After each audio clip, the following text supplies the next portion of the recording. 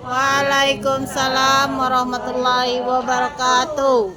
Alhamdulillahirrahmanirrahim. Dengan tidak henti-hentinya kita bersyukur kepada Allah Subhanahu wa Ta'ala dengan diberikannya kita kesempatan, kemudian juga nikmat yang sangat banyak sampai dengan detik ini. Salawat dan salam marilah kita kirimkan kepada junjungan kita, yakni Nabi besar kita, Nabi Muhammad Sallallahu Alaihi Wasallam.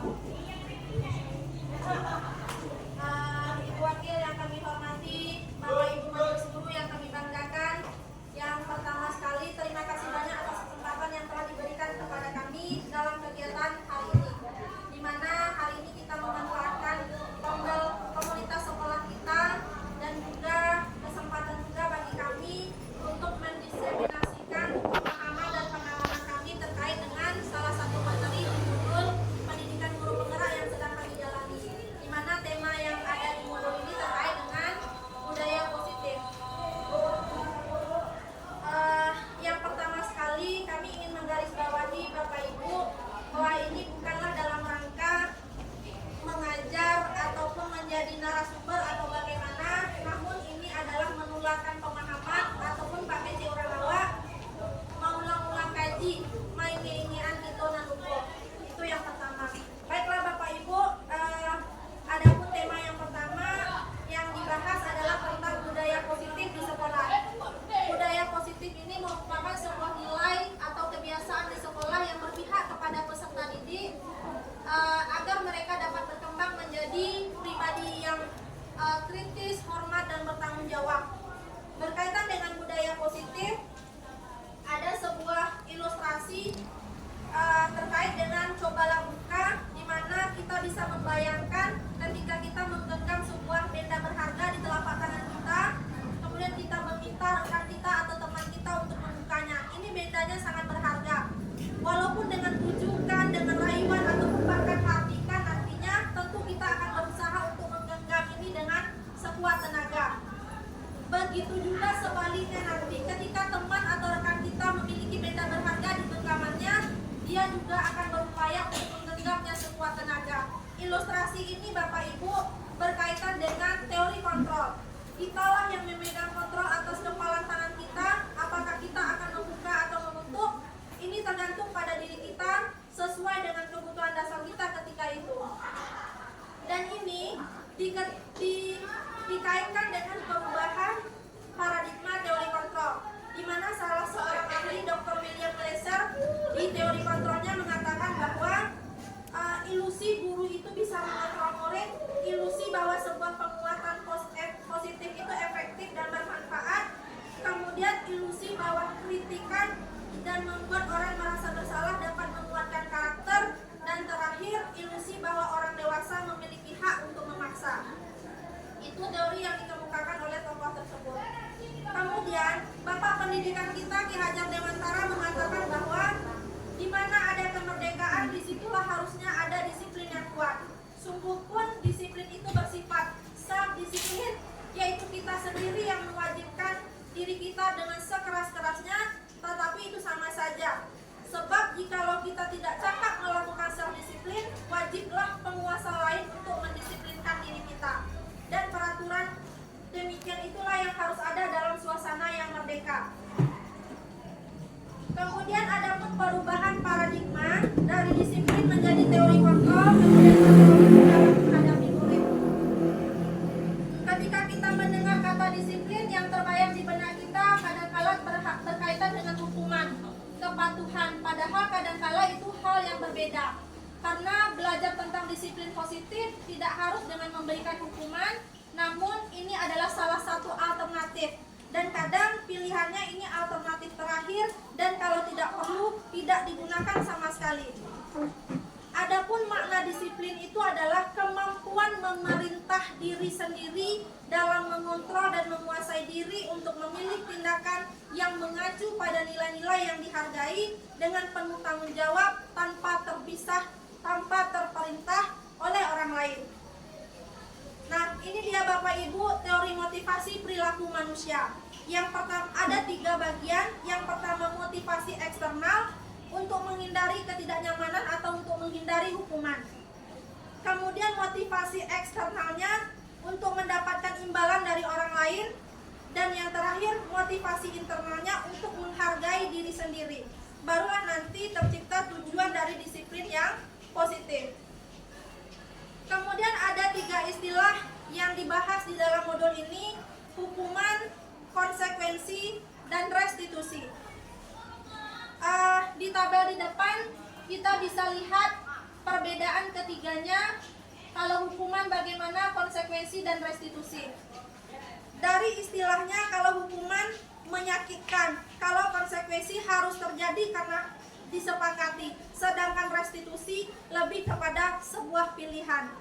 Sampai kepada murid akan tersakiti, murid tidak membuat tidak nyaman, kemudian murid mendapatkan penguatan. Itu adalah tingkatan dari hukuman, konsekuensi, dan restitusi. Kita dalami terkait dengan restitusi nantinya Bapak Ibu, karena restitusi merupakan hal terbaik dari pilihan ketika kita menghadapi permasalahan. Kemudian ada 5 posisi yang bisa kita tempati dalam melakukan kontrol kita terhadap murid. Namun ini mungkin terjadi pada kita sebagai guru. Kadangkala kita menjadi penghukum, kadangkala pernah menjadi pembuat rasa bersalah, kadangkala terasa sebagai teman, pemantau, dan manajer. Kelima tingkatan posisi ini yang paling bagus atau tingkatannya adalah identitas keberhasilannya atau kontrol dirinya adalah terkait dengan posisi sebagai manajer. Nanti bisa akan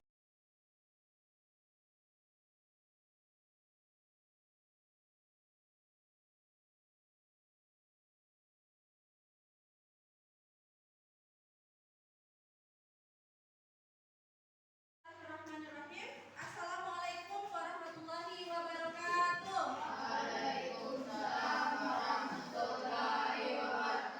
Oke, baiklah anak-anak kelas 71, selamat siang semuanya.